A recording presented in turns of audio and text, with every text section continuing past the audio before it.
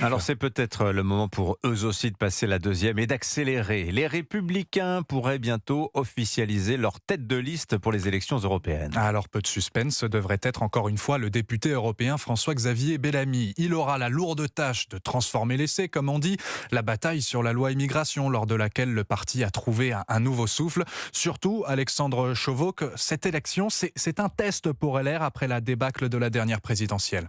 Oui, et la tâche s'annonce difficile pour la droite. Elle devra faire face à un Jordan Bardella favori des sondages et une Marion Maréchal très offensive sur l'immigration, sans oublier la liste pro-européenne du candidat de la majorité. L'objectif pour LR, c'est donc d'atteindre à minima les 8% de François-Xavier Bellamy en 2019. Un score inférieur entérinerait les espoirs du parti pour la prochaine présidentielle.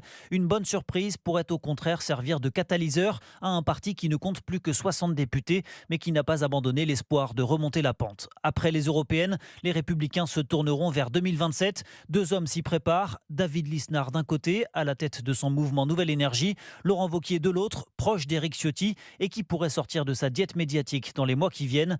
Alors pour relever le défi, le parti devra être en ordre de bataille. C'est la mission d'Éric Ciotti. Il inaugurera dans les prochaines semaines un nouveau siège proche de l'Assemblée et multiplie dans le même temps les réunions programmatiques avec l'objectif de ramener au sommet un parti toujours en sursis depuis 2022. Et en sursis également, le gouvernement, le Conseil des ministres prévu demain a été annulé. L'Élysée fait valoir des questions d'agenda, mais ce changement de calendrier ravive les rumeurs de remaniement sur lequel plancherait Emmanuel Macron.